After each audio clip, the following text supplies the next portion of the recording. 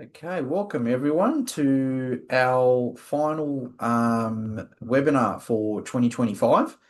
The Ask Danrae webinar. We're gonna run this one a little bit differently. This will be a webinar that is all about the audience. So we've got some questions that everyone's posted in, and we're going to run through some of those, and then we'll have a bit of an open session on questions as well at the end. And if you're familiar with Zoom, please post your questions in the chat, even throughout the session. Just post them in there, and then we'll do the best we can to answer them. A little bit about us at Danrae is we are a building practitioner. We specialise in waterproofing, so we do a lot of waterproofing remedial work in the industry. Family owned and operated company, and we've worked for some of the brands you can see on the screen there across the many years we've been around. A little bit about me. I'm the CEO of Danrae Group, about 19 years in the industry, and my main role is strategy, sales, and team development. And that's my lovely family there, Lily and Chloe, and my wife Rosa, and I'm a blue belt in karate and on the committee of ACRA and the SCA. I'll let you guys do your intros. Let's start, Renee. Me? Yeah, I'm Renee Spiteri. I'm actually Daniel's sister and Wayne's wife here. But I've been with Danrae Group for 10 years now. I've got a background in travel and tourism, and I've currently, when I started, I was doing operations and marketing, and now I'm in customer relationship manager for Danrae Group. So that's me. And I'm Wayne, so I have the pleasure of marrying Renee and becoming part of the family now for, what are we, 20 years married? I think it is now. Next year. You should know. Next You should year. know. 20, yeah, I'm just testing. So I've got so I've been with Danrae, going on to 20 years. So we're actually 20 years next year. I've got a Cert 4 in business management, a Cert 4 in building and construction, a diploma in building, licensed builder, waterproofer, but I'm also a licensed electrician. So I did a 11-year term with a large electrical company. And I become service manager in 2007 with Danrae, the sales director in 2015, and now I look after all the operations from 2023 to current. So that's pretty much me. Awesome. Thanks, Wayne. And what does Danrae do in general? We basically do flat top waterproofing. That's our key or core business. However, we do a lot of remediation in planter boxes, podiums, and the like, and balconies, things like that. And we also do preventive maintenance plans too. So we do check roofs and make sure they don't leak for the long term, and we sort of apply that with our lifetime guarantee on the roofs that we install. Okay. So let's jump straight into Q&A. These are the questions that the audience has posted in, Yes. And we're going to answer them best we can. So let's go, Renee. Fire them. All right, let's start kicking through these. So first one is eliminating efflorescence in tiled stairways. I think this one's for Wayne. Yeah, there's a couple of ways you could do it. Like if it's a new build, so if you're designing it from construction, I'd definitely go a membrane system that sits on top of the screed. So the reason for that is you can direct stick your tiles to the membrane. Then if you're using like a grout system, I'd go with a supplier that's got the glue system and the grout system that working together. So that's the way I would attack a new construct. If it's existing and you've got efflorescence coming through, probably the best way to try and approach that would be to remove the grout, allow as much moisture as possible to seep out, and then you could reapply an epoxy grout in there. So that should stop any water getting in between the tile itself and the existing adhesive of the tile. And then so that'll prevent that from accumulating underneath there, sitting there, and then drawing salts out. So that's how I would probably approach that. Okay. Perfect. Okay, how can I get into waterproofing as a first year apprenticeship? So the first thing you would need to do is apply through TAFE, and the course would be Certificate 3 in waterproofing. Yep. Yep. And next one is, if water penetration is identified on a balcony, what should we do? So what I'd do, the first thing I'd probably look at commencing water testing to identify what the issue is. Is it a membrane problem? Is it a parapet wall problem? It could be a leaking window or door. So I'd probably start with that. Dependent what is identified, what the issue is, would determine which route you take. So if it's a leaking balcony, generally you'd have to remove your tiles, inspect your waterproofing, repair it, retile. If you can get that done within a $5,000 cost limit, you won't need to go down the Design Build Practitioners Act because it falls within the 5,000 threshold. I think there's a maximum threshold that you could work to. Look, generally it's going to be more than $5,000. Once you start, removing tiles, removing bedding to get to the membrane, it generally starts to blow out. What you'd probably look at doing then would be going to a registered design practitioner. I'd be engaging them. They would draw up a scope of works. Then I would put that out to tender. So the reason you would do that is you're getting a apples for apples quote. So everyone that submits a price will be submitting it based on the scope of works that's been designed. So it's basically like fair play across everything. We've had instances where some clients have had us just come straight out there, give them our own advice, our scope. We would price that, then they might get other quotations that come through.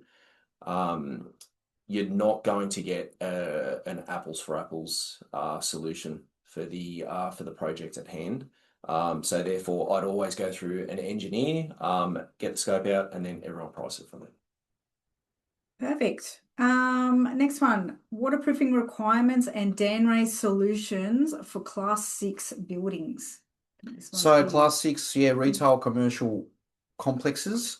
Basically, if you're talking about general solutions, we would generally see issues around typical areas like roofing on a retail commercial property.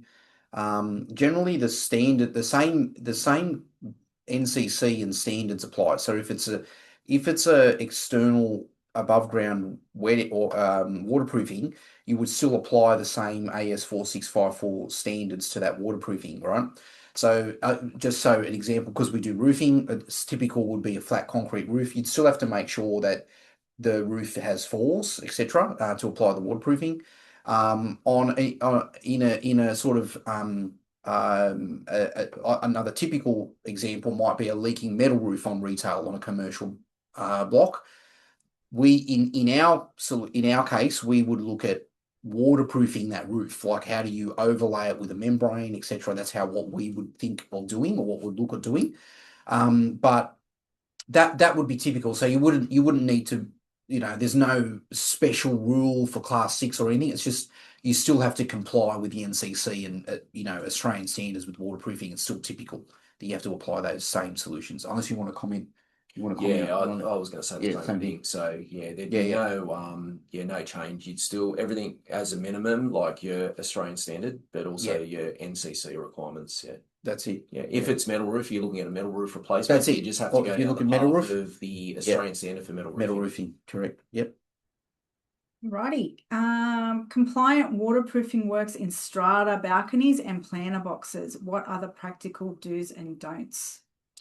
Okay. Do's and don'ts. So do's, I would choose membranes with long lifespans. So the last thing you want to do is get in there, rip everything out, redo it, because it is quite expensive, and then put a cheaper type of membrane system in, and then you're back there a couple of years later. Also, just choose membranes that are appropriate for the area. So if it's a planter box, you definitely want to go with a root repellent type membrane. The root repellent restricts roots penetrating through the membrane. If it's an external situation, you definitely want to go with like a UV stable membrane for external applications.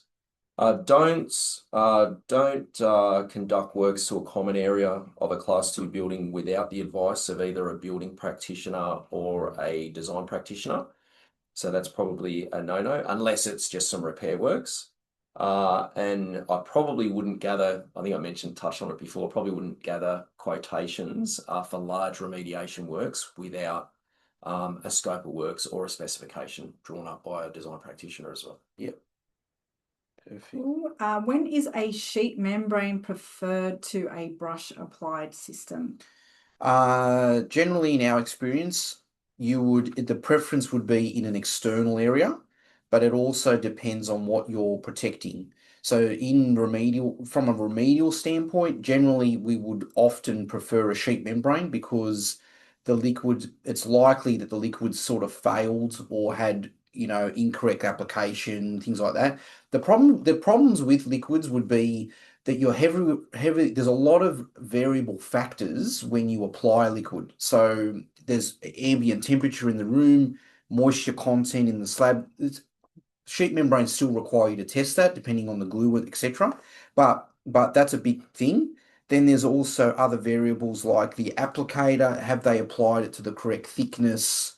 All that kind of thing. So generally in remedial, we see not only from our preference, but also a lot of consultants will lean towards a sheet membrane simply because of their lifespan, warranty, and things like that. And they're a continuous thickness. They're manufactured at a continuous thickness.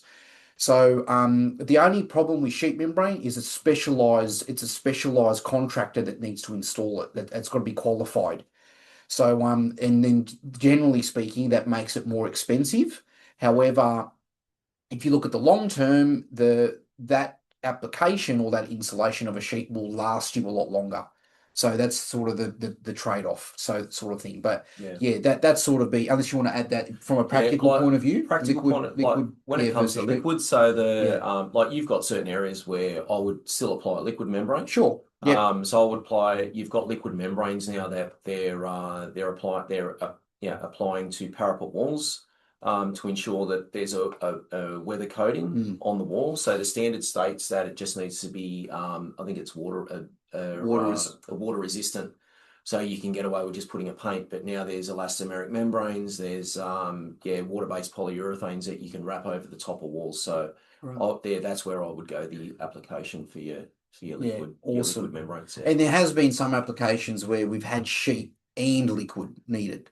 So correct, you've got yes. Well, in saying that now, a lot of suppliers now have brought the liquid range in because they bring in a fully compatible system where they can give you the 20-year warranty for your floor application, and then a 10-year warranty for your wall application. So a lot of suppliers now have had to bring their liquid range in because there's circumstances there where you need to incorporate the two. Yep. Awesome. Alrighty. My tenants are asking me to approve for solar panels to be installed by them, and I'm wondering how to protect myself or guide them so they don't cause me problems in the future.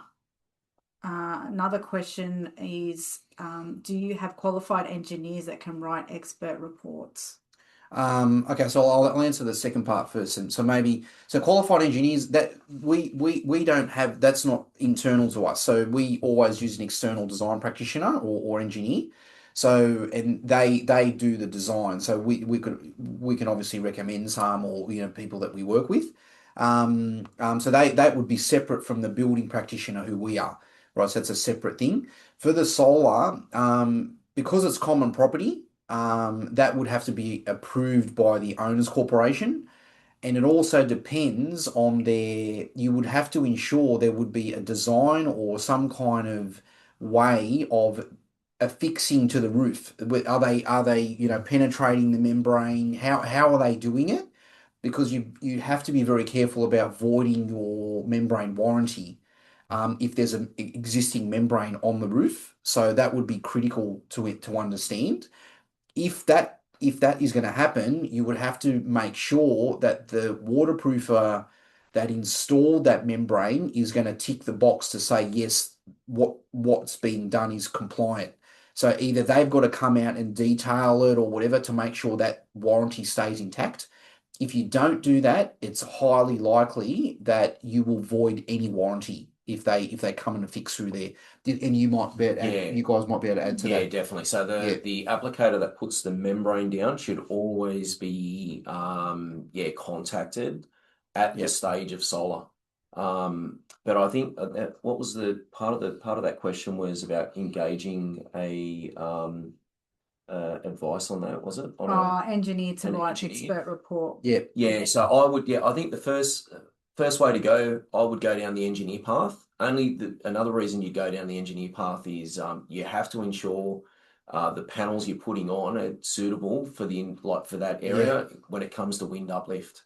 So they'll have to do wind loads. Now, I'm pretty certain that the solar companies would do their own engineering and uplift calculations on that, but I would go down the path of an engineer, an external engineer. They would be able to coordinate with the contractor that put the membrane down and the contractor that's putting the solar panels in, and then you'd probably want some hold points in there too.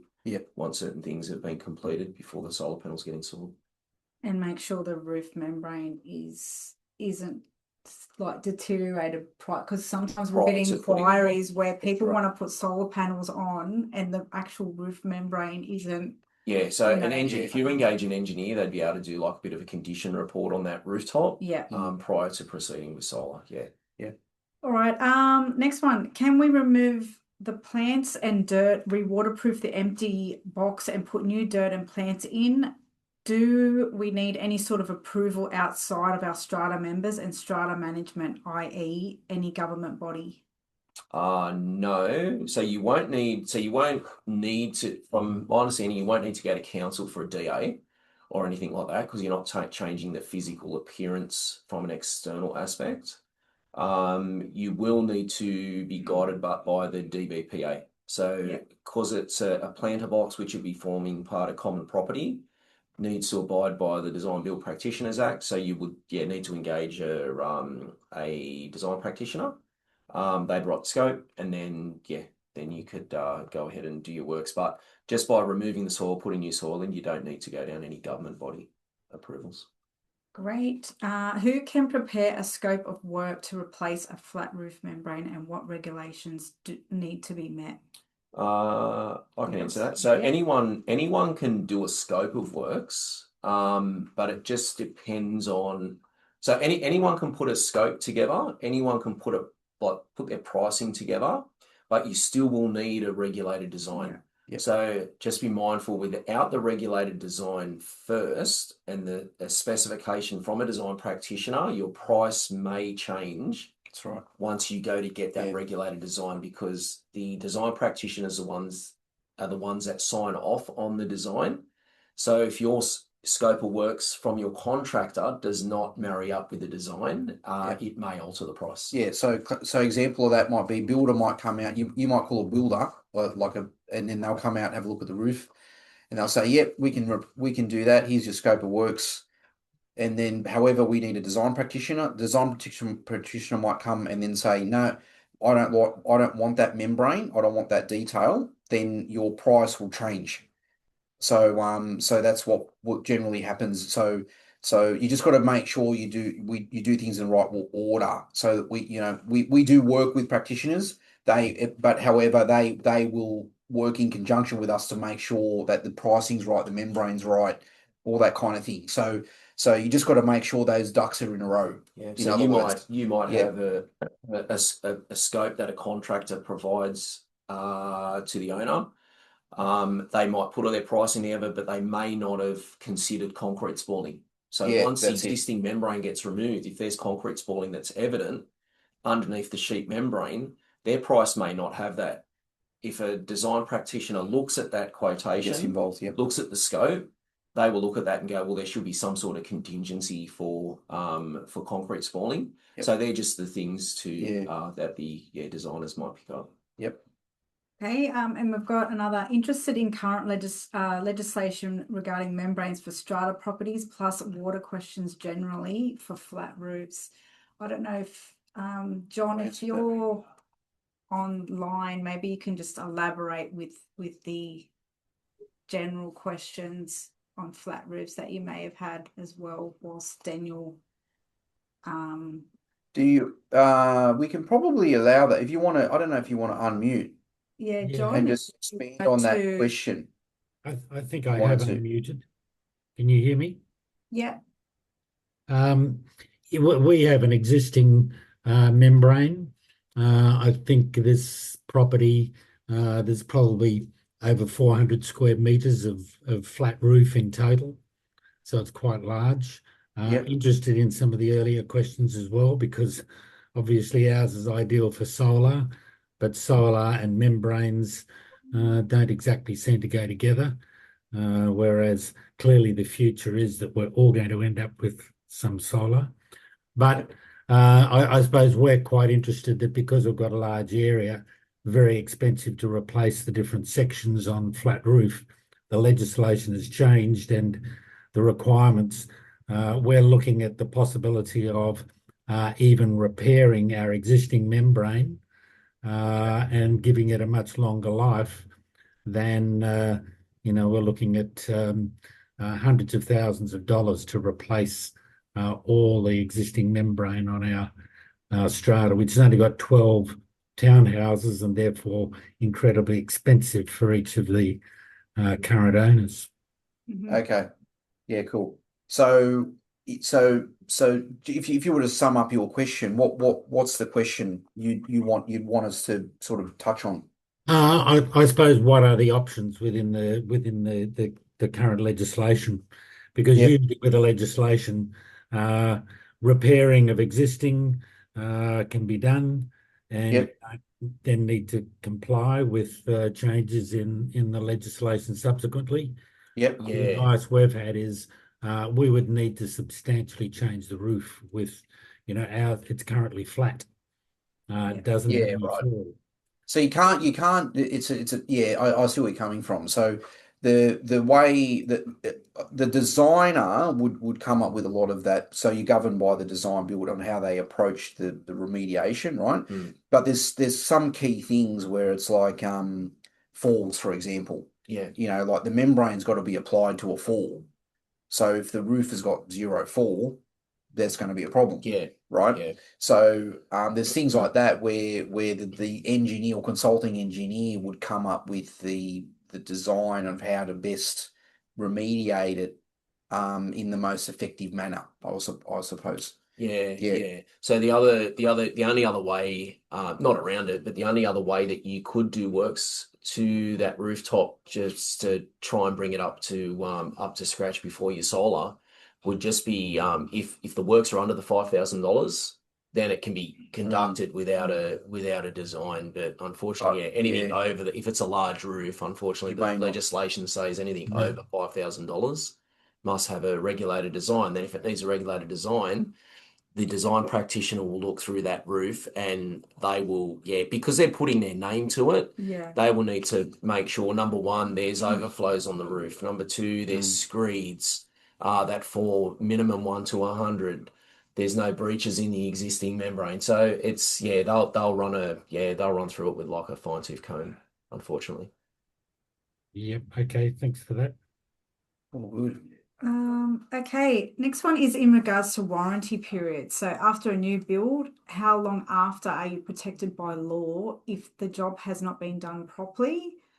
And then I can just pretty much summarize and what would happen if the original builder's gone bust or anything like that after. So if the project falls under the DBPA, you're looking at 10 years. Statutory warranty for structural work, which is waterproofing, is 6 years. But if it's covered under the DBPA, you're looking at 10 years. Generally, that's how from my experience how we've seen it. And I think it's and it's also retrospective, correct? Too, So it's 10 years retrospective, which means if you've had a project done, you've got 10 years before that as well, if it's found defective. Right. So then if the builder goes bust, there are a couple of avenues you could go. One is, which probably costly, would be litigation. So you'd have to see whether there's anything you could do there. The other way would be insurance. HBCF. Insurance. So homeowners warranty, possibly. Yeah. But there would be conditions of that too, because I don't know if it's only if they go bust, or there could be conditions of that. And then the other advice I would give would be actually run the situation by the building commission themselves. So I would actually call them up and explain the situation, and then the building commissioner could also give you the route to take to their office. Could give you some advice on that as well.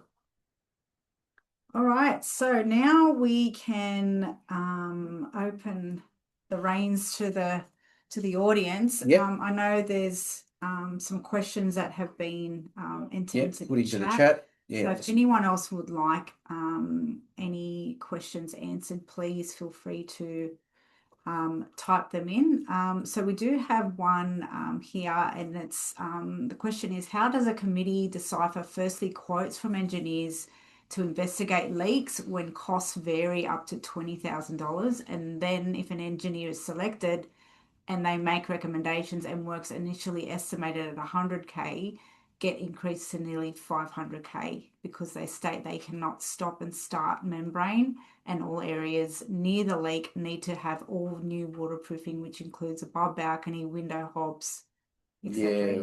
Right.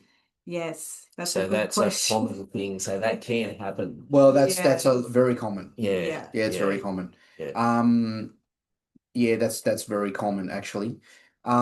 Firstly, from a strata perspective, I understand your heartache here, because I would tender. So yeah, I see why there's variances with the engineers. So it's very much like a selection process.